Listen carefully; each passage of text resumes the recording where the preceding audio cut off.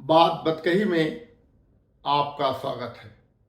मैं परमानंद पांडे आज पुनः आपको नीतीश कुमार से संबंधित घटनाओं के बारे में बताऊंगा।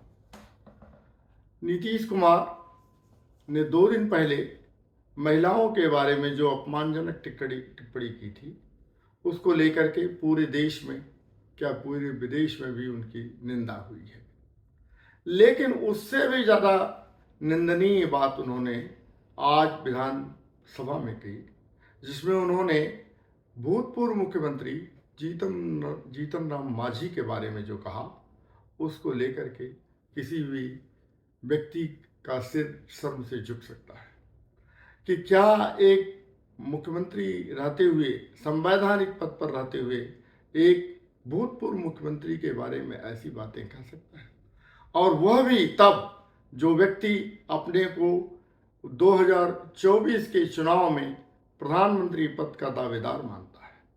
इससे ये लगता तो है कि नीतीश कुमार अपने सद्बुद्धि खो चुके हैं, वह कुछ स्वभाव से गड़बड़ हो चुके हैं, उनका आपा खत्म हो चुका है, वह मानसिक संतुलन खो चुके हैं। अन्यथा कोई भी व्यक्ति एक दूसरे सहकर्मी के प्रति, एक दूसरे व्यक्ति के प्रति ऐसा नहीं कह सकता। उन्होंने विधानसभा में हाथ उठा कर कहा कि ये व्यक्ति तो मेरी गलती के कारण, मेरी मूर्खता के कारण मुख्यमंत्री बना दिया गया था, मैंने बना दिया था इसको। ये जैसे लगता है कि ये राजा थे, राजा की तरह से व्यवहार, सामंती व्यवहार करने वाला व्यक्ति वो कह रहा है कि मैंने दूसरे को मुख्यमंत्री बना दिया। अगर ऐसा हुआ भी हो कि इन्होंने मुख्यमंत्री बना दिया, तो भी लोकतंत्र का ये अपमान है कि ये कहना कि मैंने इस व्यक्ति को बना दिया, न कि ये इसकी पार्टी ने इसको समर्थन दिया था। हो सकता है कि इनका मुख्यमंत्री बनाने के पीछे इनका कोई योगदान रहा हो, लेकिन ये कहना कि मेरे कारण ये व्यक्ति, मेरी मूर्खता के कारण ये व्यक्ति मुख्यमंत्री बन गया, ये तो निश्चित रूप से पूरे लोकतंत्र का अपमान है। और यहाँ याद दिलाना आवश्यक है कि जब जीतन राम मांझी बिहार के मुख्यमंत्री बने थे, तो नीतीश कुमार ने उस समय कहा था कि हम पिछड़े को नहीं, अति पिछड़े वर्ग से आए हुए व्यक्ति को मुख्यमंत्री बनाने का समर्थन करते हैं।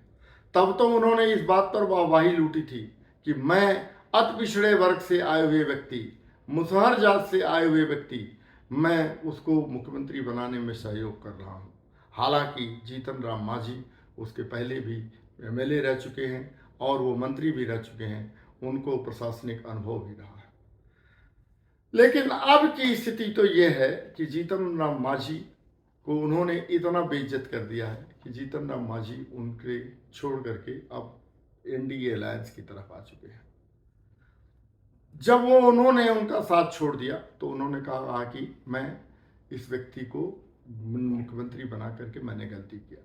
एक और घटना की याद दिलाना चाहूँगा कि जब भाजपा से अलग हुए थे नीतीश कुमार, तो इन्होंने ये कहा था कि मैं नरेंद्र मोदी को प्रधानमंत्री नहीं बनने दूंगा, और नरेंद्र मोदी को बिहार में आने भी नहीं दूंगा।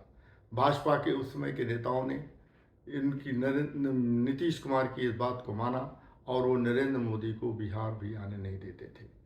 और उन्होंने कहा कि अगर वो प्रधानमंत्री बन भी गए, तो भी मैं उनसे मिलने नहीं जाऊंगा, मैं उनका स्वागत नहीं करूंगा। लेकिन वही नीतीश कुमार जब मुख्यमंत्री बने दोबारा, तो वो नरेंद्र मोदी ने उनके प्रति कभी भी कोई अपमानजनक टिप्पणी नहीं की, बल्कि संवैधानिक पद पर रहते हुए एक मुख्यमंत्री का वही प्रतिष्ठा और वही सम्मान दिया जो दूसरे मुख्यमंत्रियों को वो देते रहे हैं।